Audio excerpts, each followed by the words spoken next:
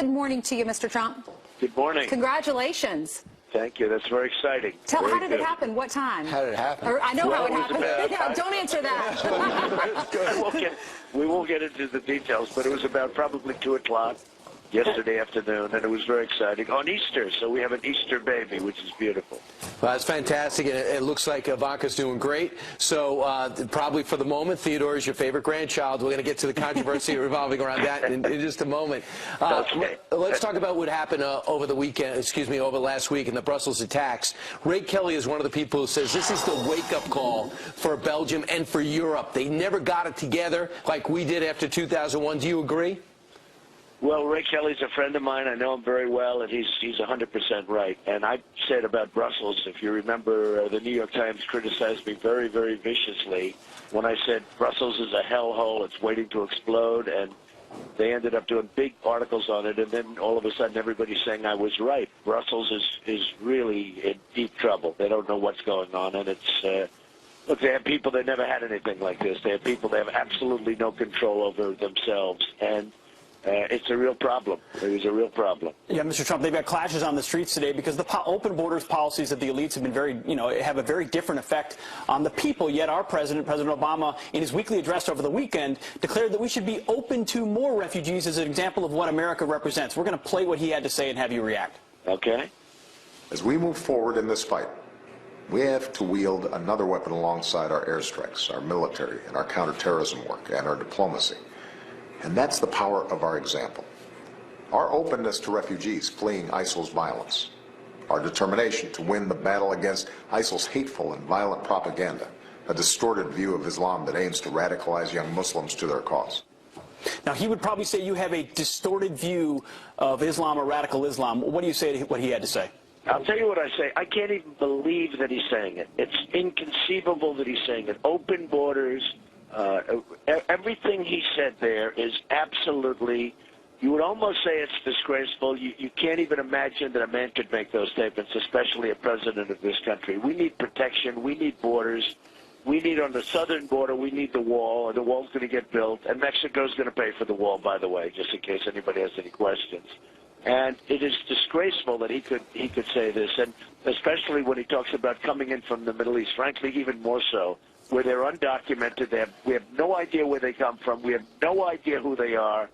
And you saw what, a few months ago in California, you saw what 2 radicalized young people could do. The 2 people got married, killed their co-workers. It is just insane what this man is saying. You know, what's interesting is John Kerry was all over the networks over the weekend. He was saying that the Republican candidates, including you, are the embarrassment. Let's listen to this and get your reaction.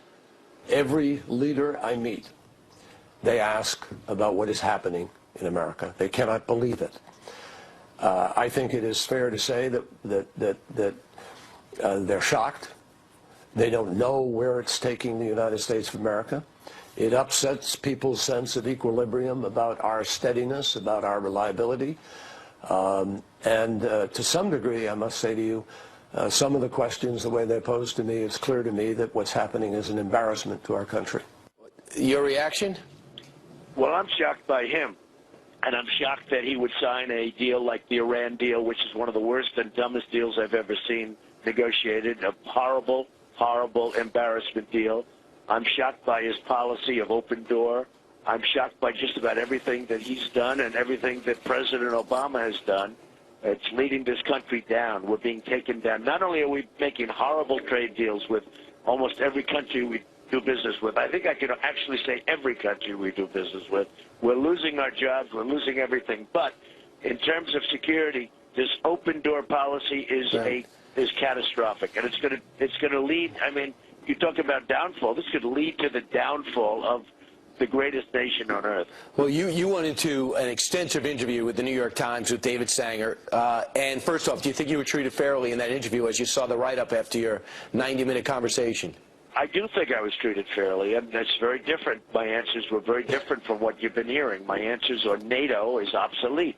We're spending too much money on NATO. We're paying the lion's share. We're spending tremendous amounts of money on something that was many, many decades ago, and the world has changed. It's a different place. There's no emphasis on terror with NATO, and frankly, if there is, you need different countries because it involves different countries. NATO is very obsolete, and it should be readjusted and changed. Right. And frankly, other people should also bear the brunt. Why are we paying for so much? And I just found out that we pay for 72% of all defense costs, and only 5 of the 28 nations pay what they're required to do, and that's 2% of their GDP on defense. And it turns out you're right about that. But in terms of NATO, with the reinvigorated Russian aggression in the area, it's the only thing that keeps these Eastern European nations from being overrun. Brian, I don't mind NATO per se, but it has to be reconstituted. It has to be modernized. You know, we're dealing with NATO from the days of the Soviet Union, which no longer exists. But they want to reconstitute it. We need to either transition into terror or we need something else because we have to get countries together. You see what happened with Brussels, where they had absolutely no intelligence having to do with people living in their own country. They have no coordination with other countries. There's zero coordination that they had with other countries, and it was ridiculous. I mean, I knew more about Brussels than Brussels knew. I was the one that predicted this was going to happen in Brussels and was criticized by the New York Times for it, and now everybody's saying I was right all over Twitter.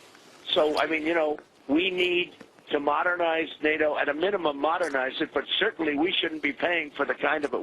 We're paying disproportionately so much, and we're a nation that owes $19 trillion, and we just can't keep doing this. Well, Mr. Trump, obviously Ted Cruz has been a big critic of yours. He called your America First approach isolationism, called it weakness, said ISIS would be dancing in the street. But that's not the only fight that you've had with Senator Cruz. He accused you of planning the National Enquirer smear. You know, a lot of people look at this exchange and they just say why. They say tasteless, you know, below basic human decency to be posting pictures of other people's, unflattering pictures of other people's wives. Were you behind this, and why get into the mud targeting? You see this photo right here, unflattering, of Heidi Cruz. Why? He sent a photo of my wife, a cover shoot for GQ magazine, which was frankly fine, but he sent that out to everybody. He knew about it 100%. He knew about it 100%, just so you understand. He told us he didn't on his couch. He's lying. That's why everybody calls him Lying Ted Cruz. He's a liar. He said he's never talked about Super PAC. He sent the photo out. As sure as you're sitting there, he knew about it. Somebody even said he's the one who bought the copyrights from GQ. Now, we'll find out who bought the copyrights from GQ. But he knew about it at a minimum. I just retweeted something. Somebody said I have 15 million people between Facebook and Twitter and all of these different things. Somebody sent me that. I sent it out. And frankly, all I'm doing is counterpunching what he did. He sent that photo out. He knew about it 100%. It was a PAC that was very friendly to him. And, you know, let's not be naive, folks. As far as strength, nobody has more strength on the borders than Donald Trump. I have Sheriff Joe Arpaio supporting me. Nobody has the strength that I have on the borders. Nobody has the strength that I have in the military. Ted is actually weak on that. And you're right. My policy is America first. And it'll always be America first. And here's Ted Cruz on his view of the National Enquirer story that says he has 5 mistresses. Look, this story is garbage. It is tabloid smear, and it came from Donald Trump and his henchmen. These are complete made-up lies. They're garbage. But, you know, it's indicative of just how low Donald Trump will go. He makes up lies and attacks. He has no answers for how to keep America safe for radical Islamic terrorism. So instead, he attacks my wife, he attacks my family, he goes to garbage and sleaze and lies. Is that true? Did you plant the story in the National Enquirer? First of all, I have the ultimate answer as to keeping America safe from radical Islamic terrorism. Far better than him. Far better, and everybody knows it.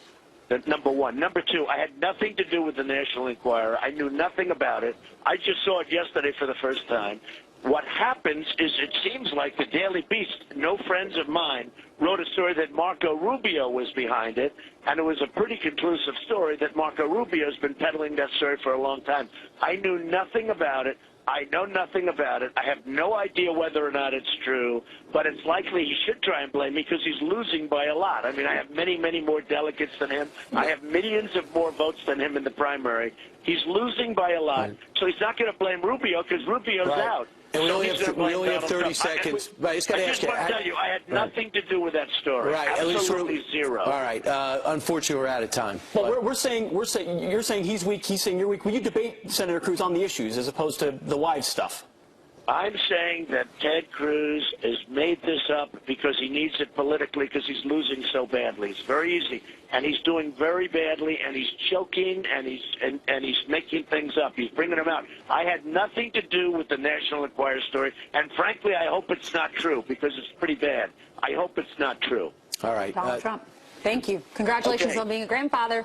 Again, Thank you Give her very our much. best. Thank you.